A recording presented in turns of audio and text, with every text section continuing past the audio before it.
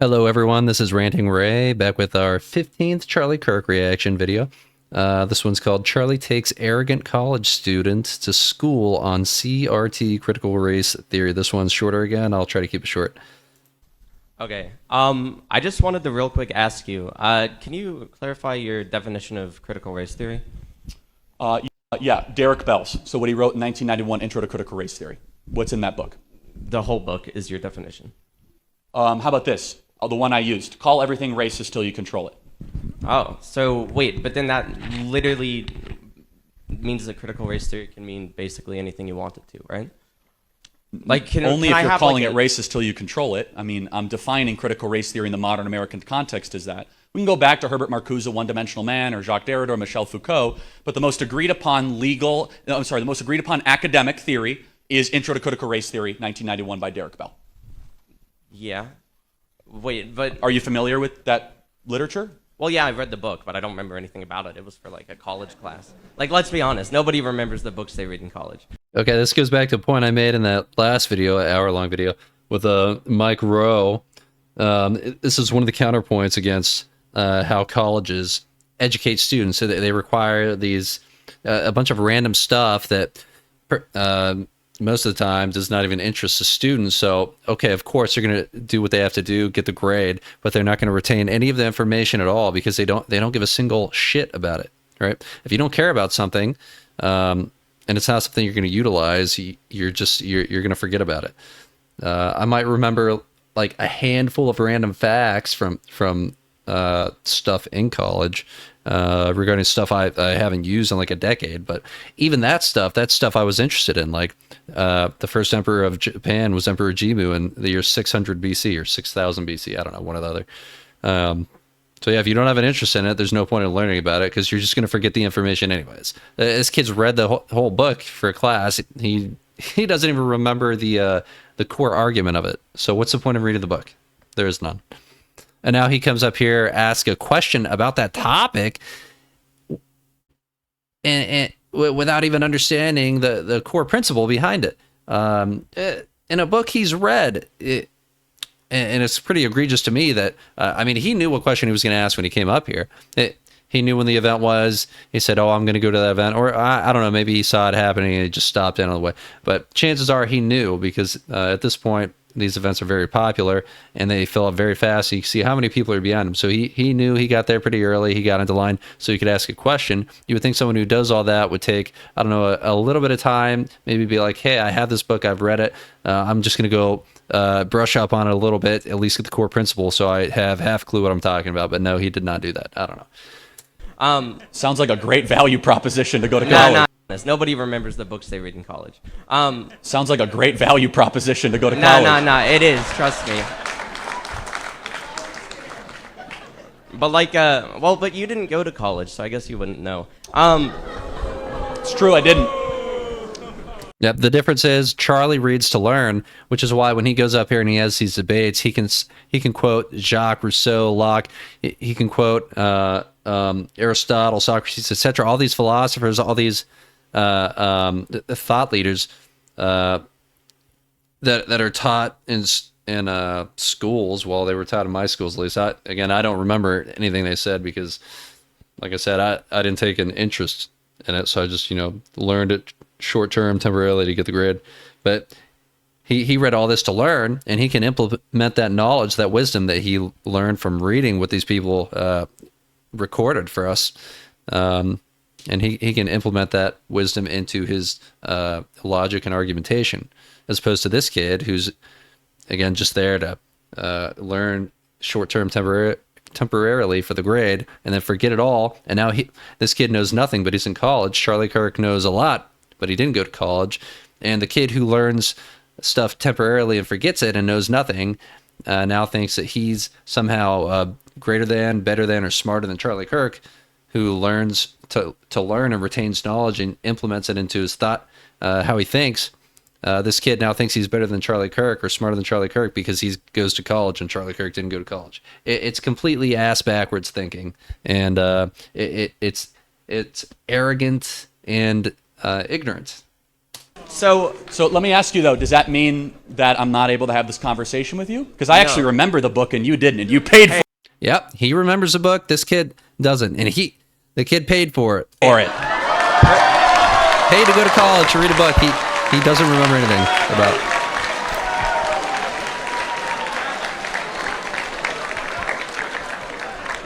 So, first of all, I didn't pay for it. There's these things called scholarships. Oh, so somebody else So- paid for you not to Yes. remember the book that you were Exactly. supposed to read. Oh, Anyways. some wealthy donor or taxpayer paid for you Hey. to not remember the book. I have a question. Something tells me this kid's not on a scholarship just by how he talks, by the way. Unless it could be an athletic scholarship. I don't know. Taxpayer paid for you Hey. to not remember the book. I have a question. You know, I'll just be honest. Looking at him, I doubt it's a athletic scholarship. Taxpayer paid for you Hey. to not remember the book. As someone who got an athletic scholarship, just saying. I have a question. Who are your wealthy donors? Many of them are in this room. As I recall, I'm not going to say his first wealthy donor, but in 2016, I believe, he was able to get in to have a conversation with Donald Trump Jr. And he was so impressive that Donald Trump Jr. Started investing into Turning Point, and they kind of became partners. But there's a story about, I don't know if this was his very first donor or not, but and I forget the lady's name, but Charlie Kirk went and asked her for, he solicited donations to help get his Turning Point off the ground, because that's how you do it. You have to get investors, donors. Money makes the wheels turn, right? So he went to, I forget the circumstances around it, but she told him, if you're able to raise $25,000 in X amount of time, and it was like a day or 2 days or a week, it was some short amount of time, and this is when he's got like nothing going for him yet, then she would match it. So he comes back a day later and tells her, hey, I raised the $25,000 a day later. So this is just how Charlie Kirk was. He's a worker. He's a mover. He makes things happen. So again, this kid is coming from a place of ignorance. He doesn't know Charlie Kirk's roots. He doesn't know Turning Point's roots. He doesn't know what it takes to get an organization, so a very successful organization, off the ground like Turning Point USA.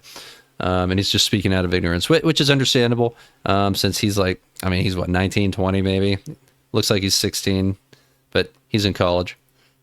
I have a question. Who are your wealthy donors?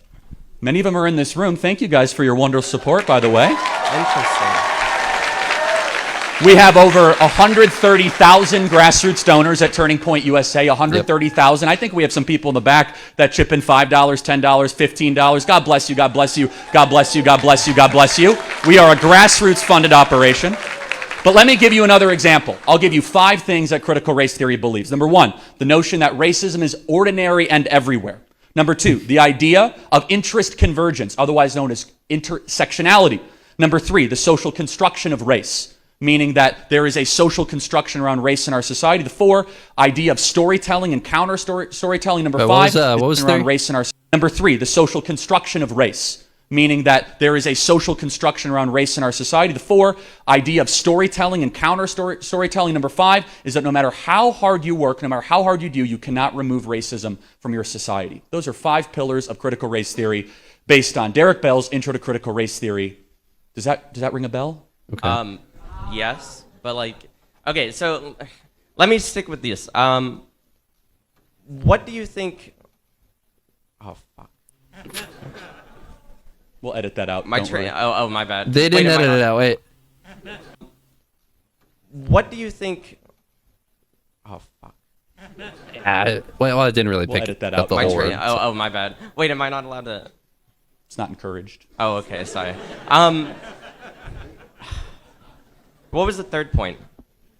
My mind is done. Yeah, the third point confused me too, because I think he's reading off notes, and maybe he pulled this directly from that book, but in the explanation or description of it, he used the same words.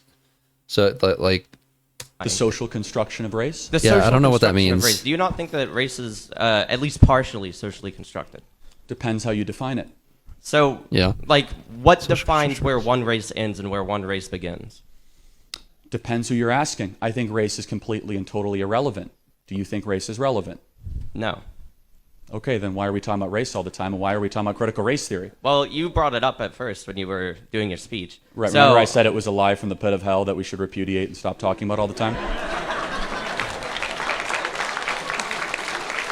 You're on scholarship? sorry, what? Damn. Nothing. Sorry, go ahead. Damn. Cooked. So, to answer your question, I don't think that race means anything, and I guess you don't either, right? Yeah. Right. So then, Yeah. why do you keep bringing up race whenever you're on or speaking on a stage? Because the entire MO, the entire modus operandi of the Democrat Party for almost 2 decades now has been identity politics, heavily focused on racial identity politics. That's why, and that's one of the main things he is fighting against. I mean, again, I don't understand this. This video is from what, 2023, late 2023, early 2024, something like that. This kid's like what, 19 years old. So I don't expect him to know this, because it's like he's a toddler or an infant during the genesis of this. So maybe he doesn't know, but that's why. Like, come on. I mean, even after we get a black president for 8 years, the Democrat Party still clings to this idea or this, I guess they view it as a strategy, a political strategy of identity politics. We get a vice president after that, black vice president for 4 years after that, still not good enough. And they're really trying to break this glass ceiling to get a woman president. But are they really trying? Are you really trying when your female candidates you put up there are Hillary Clinton and Kamala Harris? No, you're not. If you don't have a good female candidate, Democrats, then just don't put her up there, because then she's just going to lose again. Or you know what? That's not even true, I guess, because a lot of times we do get 2 terrible candidates. So you're just choosing the best of 2 terrible options. So, I mean, hey, if you want the first female president to be someone who sucks at their job and they make a mockery of it, then go ahead. But, I mean, personally, I would recommend you just put someone up, a female up there who is qualified and a good politician. And there are options like that. Tulsi Gabbard, even before she swapped to the Republican Party, I was a big fan of Tulsi Gabbard. Nikki Haley, I've always thought she's been pretty good. Who was it? Carly Fiorina, I think, who ran for the Republican ticket. And maybe that was 2016. I thought she was great. A number of good candidates, but you choose the worst of the worst people. Hillary Clinton and Kamala Harris, you're not even fucking trying. Do you really want to break that glass ceiling? If you chose any decent candidate, it could have been a female, other than Kamala Harris this year, even on that short-term notice, you would have beat Donald Trump and you would currently have the presidency. You understand that? Do you understand how small the margin was in so many of those swing states that you lost? We're talking a couple thousands of votes. We're talking maybe 10 to 15,000 here and there. Very extremely tiny margins. And all you had to do was put up a half decent candidate. But you put up Kamala Harris, who got, what did she get? 1%, less than 1% in the Democratic primary or something like that.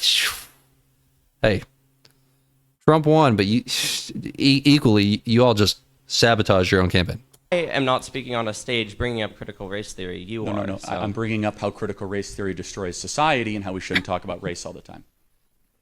Okay. Yeah. But you're bringing up race. No, critical race theory, not race. Okay, so what's the second word in that? Yeah, it's race, but it's a theory of how to view race, of which is a mind virus pathogen destroying America, of which I said again, just to reemphasize for those in the back, we could replay the tape, we'd throw the red flag, we'll watch it over again. I said that what? Race means nothing. I care about your actions, your character, and most importantly, your soul. These two agree. So Charlie and this kid agree that this kid just, I I guess he's incapable of understanding that just because your argument is that something matters and colleges shouldn't talk about it, they shouldn't teach it, they shouldn't talk about it, that doesn't mean you shouldn't talk about how they shouldn't talk about it or teach it. They're actively out there talking about it and teaching it. If you want to be a force against that, you have to speak out against it. You don't just sit there silently. Then that allows that allows it to proliferate. Like, what are you doing, kid? Thank you for being here tonight. Thank you.